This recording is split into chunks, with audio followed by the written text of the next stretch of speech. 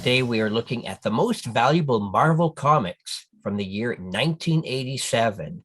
We got some big surprises on this list. So using the Overstreet annual price guide, we're going to rank them. Let's start today at number 12. Masters of the Universe. This is the motion picture one-shot book. It had a thick $2 cover. It ranks 12th most valuable of 1987 and ranks 319th overall most valuable Marvel comic of the 1980s. This book had been stalled for a number of years, but it's doubled in price just this year alone. Definitely demand for this title in general has really been growing. Print run estimated at only 50,000 copies. This is quite small for a print run of a Marvel book in the 1980s. It's double thick, a $2 cover price, which was quite high when comics were only 65 cents. On the CGC census, you can see not too many people have jumped on this one yet. Only 37 copies graded in total, 26 9.6s or higher. Heritage has never sold a copy of this book, published under the Children's Star Comics line. Looking at the Overstreet price guide, you can see it's still a fairly affordable book.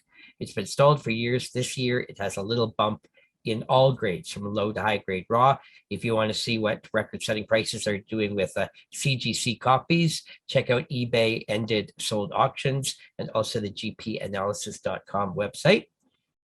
On the census, we can see there are 14 9.8s and 12 9.6s.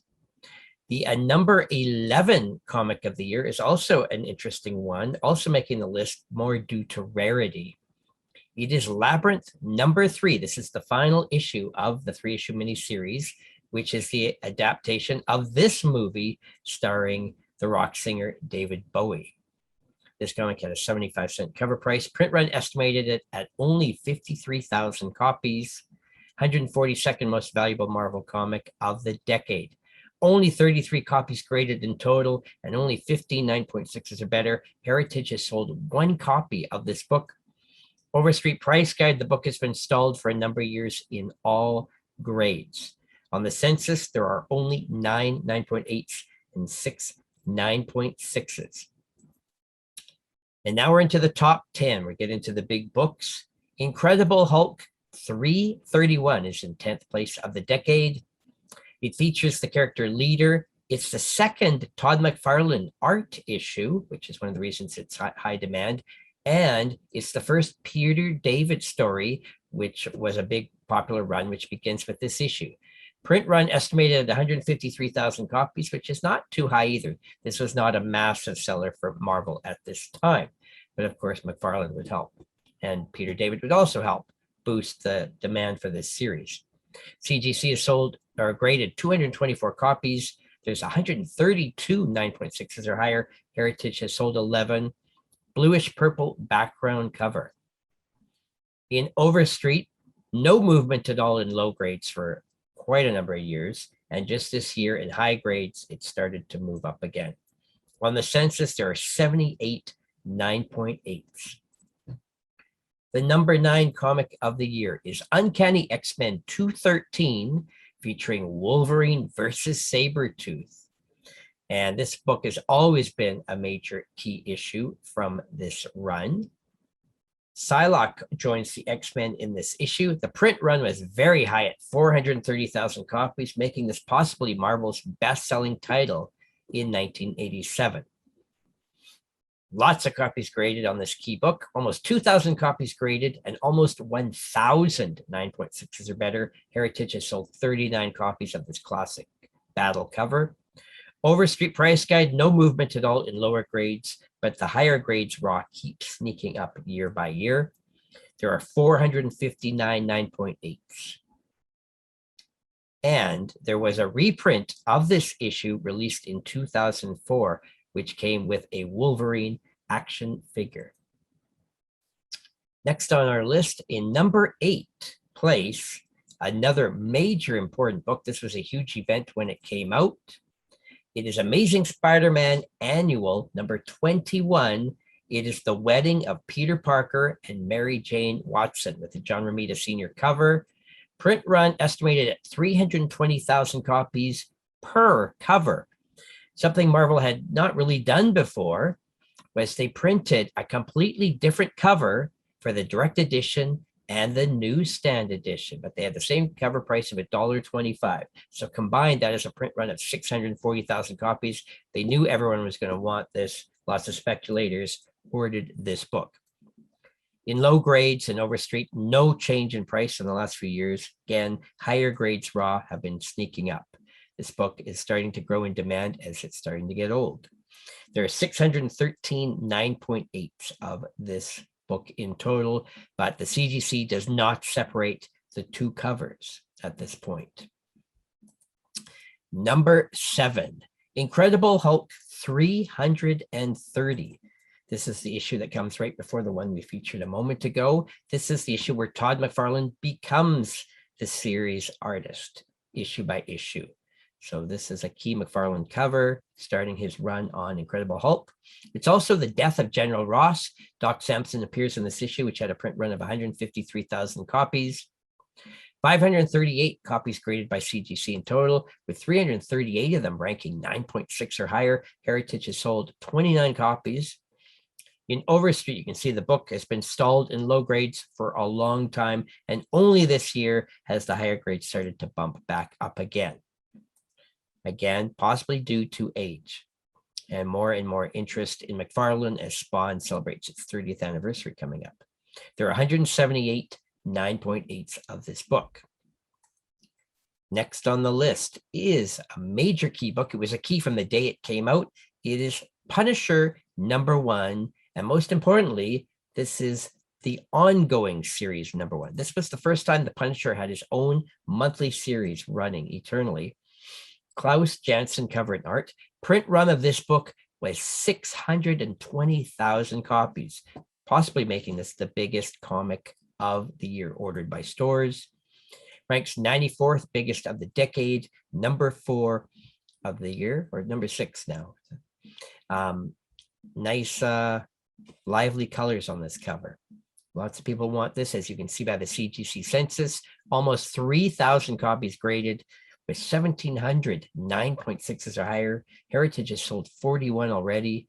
No movement in Overstreet at all until this year, a bump in high grades only. There is a 9.9 copy of this book, 888 9.8s. Common book, but everybody wants this in their collection. More and more copies are getting graded. #5 of the year is another one-shot, SpiderMan versus Wolverine, another key book that people have always wanted in their collection. Shows the two classic characters on the cover. Hefty $250 cover price, and yet the print run was still super high at 410,000 copies. Now, this book, which features the death of Ned Leeds, the original Hobgoblin, and the first appearance of a character, Charlemagne. Mark Bright and Al Williamson art on this issue. There are over 1,100 copies graded, with 579 9.6s or higher. Heritage has sold 12 copies of this book. Overstreet has had no movement at all in low grades, but this year, again, a bump up a little bit in the higher grades raw. There is a 9.9 copy of this book and 261 9.8s. Now, here's something you probably didn't expect, but looking at the top 4 comics of the year, they are all graphic novels with higher cover prices, but print runs were smaller on these, and it is the epic graphic novel of The Art of Moebius. Issues 1, 2, 3, and 4 rank as the 4 most valuable comics from Marvel of the year 1987. So let's look at them all together. We're not going to separate them. Not everybody's going to collect these. These are definitely not superhero books, but they do rank the most valuable in the Overstreet Annual Price Guide. So this series features the collected fantasies of Jean Giraud. It's the epic graphic novel book format. They had small print runs. There are also likely later printings, but I didn't notice any on the CGC census. And these are the most valuable Marvel graphic novels ever made. Print run estimated at 30,000 copies each. So now that they're starting to get old, people realized these are actually really hard to find now. And this is the famous French artist who passed away in 2012.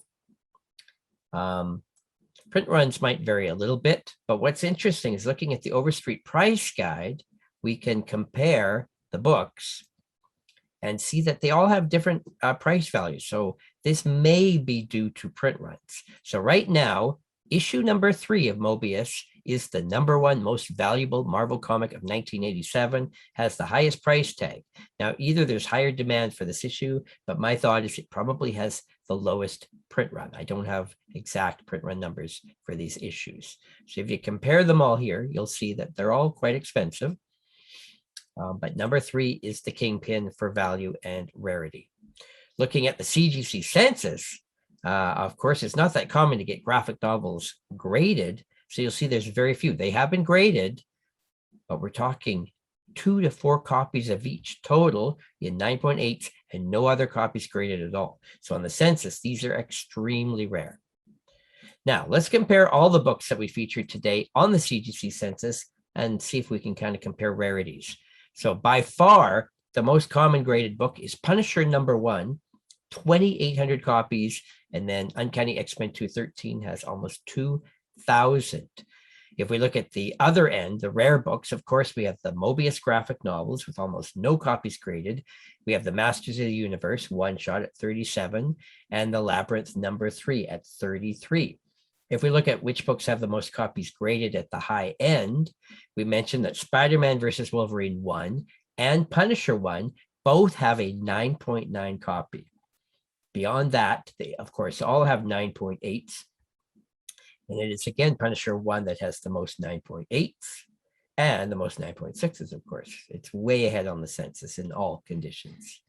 So there you go. That's the big books. Now you have an idea what the most valuable books are of the year. Some are because they're iconic key superhero moments, and some are just plain rare books that are now considered, you know, they have a cult following from 1987. So we'd like to thank you for watching. Please subscribe to this channel. We do a year every week. Thanks for watching.